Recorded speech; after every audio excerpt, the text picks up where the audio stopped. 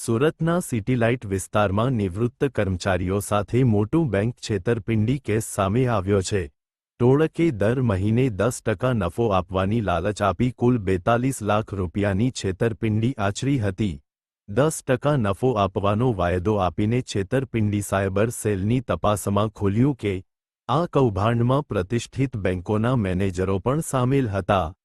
ઘટનાની તપાસ હેઠળ બંધન બેંકના સેલ્સ મેનેજર અને ઇન્ડસઇન્ડ બેંકના મેનેજર સહિત 3 શખ્સોની ધરપકડ કરવામાં આવી છે। આ ટોળકી નિવૃત્ત લોકોને ટાર્ગેટ કરીને ઊંચા વળતરના વાયદા દ્વારા તેમની જીવનભરની મૂડી અપહરિત કરતા હતા।